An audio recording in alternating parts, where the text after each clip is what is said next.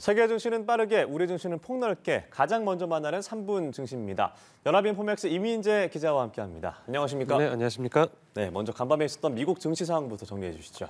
네, 지난번 미국 주식 시장은 혼조세를 나타냈습니다. 예. 먼저 나스닥 지수가 역대 최고 기록을 사흘 만에 다시 경신하면서 눈에 띄었습니다. 이 종가는 0.65% 상승한 16,794.87포인트로 최종 집계됐습니다. 그리고 나스닥에 이어서 S&P 500 지수도 역대 최고가 문턱까지 갔지만 이 장마감 직전에 상승분을 되돌렸습니다. 마감가는 0.09% 오른 5,308.13포인트로 나타났습니다. 그리고 다우 지수는 홀로 0.49% 하락했습니다. 최종 39,806.77포인트로 마감하면서 하루 만에 4만 선 아래로 도로 내려왔습니다. 네, 나스닥의 상승 배경에는 어떤 요인이 있었을까요? 네, 무엇보다 엔비디아 주가가 상승하면서 다른 반도체주 주가들을 끌어올린 영향이 컸습니다. 네. 엔비디아가 미국 시간으로 22일에 1분기 성적표를 공개하는데 이 실적 발표를 앞두고 일부 애널리스트들이 엔비디아 목표 주가를 상향 조정했습니다. 미국 증권가에서는 지난 회계연도에 엔비디아 매출이 1년 전보다 3배 넘게 증가했고 또 순이익도 6배 넘게 늘었을 걸로 예상하고 있습니다. 일각에서는 엔비디아 주가가 지금보다 30% 넘게 상승할 거란 전망까지 나오고 있습니다. 이런 기대감 속에서 엔비디아 주가가 간밤에만 2.5%가량 상승했고요. 예. 경쟁사인 AMD가 1%대 그리고 마이크론 주가도 덩달아 3% 가까이 뛰었습니다. 이렇게 반도체주들이 주가가 오르면서 반도체 주를 모아놓은 필라델피아 반도체 지수도 2%대 상승률을 보였고 사상 최고치를 경신했습니다. 네, 반도체주가 기술주를 끌어올렸군요. ELS 손실 사태로 기억되는 이 홍콩 H지수가 반등을 했다고요? 네, 그렇습니다.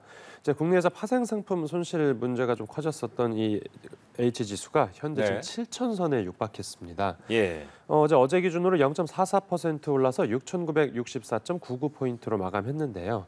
이 H지수가 3년 전까지만 해도 12,000선을 넘겼다가 이후에 계속 떨어지다가 올해 초에는 4,000대까지 내려가기도 했습니다.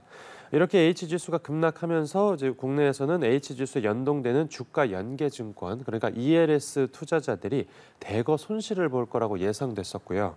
또 금융기관의 경우에는 파생 상품 불완전 판매 문제가 이슈로 떠올랐습니다. 네. 하지만 중국 당국이 부랴부랴 증시 부양책을 내놓으면서 이 H지수가 상승 전환했고요. 얼마 전에는 경기 부양 목적의 1조 위안, 그러니까 우리 돈으로 188조 원 규모의 초장기 특별국채 발행을 시작하면서 이 지수가 상승세를 이어가고 있다고 분석됩니다.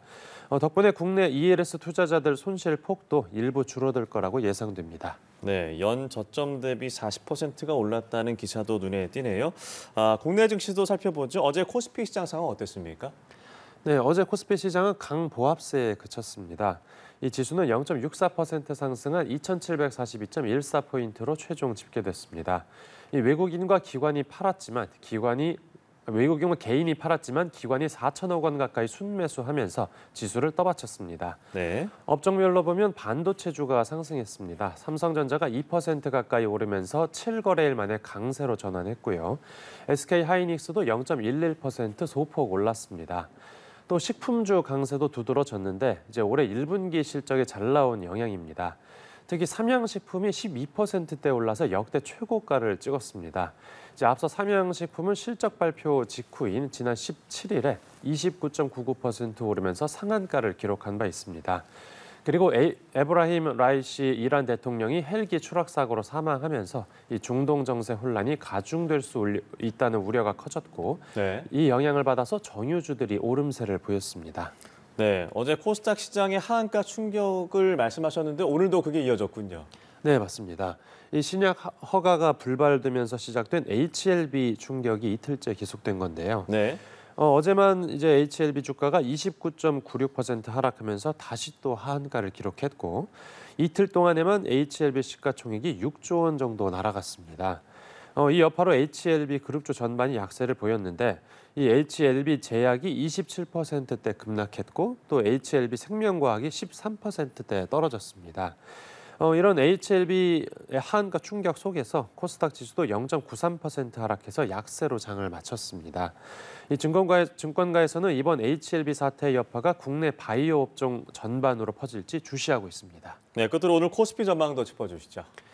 네, 새벽 이제 미국 증시가 혼조세를 보인 만큼 국내 증시도 변동성이 좀 제한될 걸로 보입니다. 예. 이제 엔비디아 실적 발표를 앞두고 기대감이 증시를 떠받쳐 주겠지만 이제 미국 연방공개시장위원회 회의 의사록 공개를 앞두고 이제 연준 내에서 통화 긴축 쪽인 목소리가 계속 나오는 만큼 경계감이 이어질 것으로 보입니다. 또 중동 정세 불확실성이 커진 점도 변수로 꼽힙니다. 네, 엔비디아 실적 발표가 22일, 내일 장 마감 이후라고 하니까 저희가 주목을 해봐야겠습니다. 자, 3분 증시 연합인포맥스 이민재 기자와 함께했습니다. 고맙습니다. 네, 감사합니다.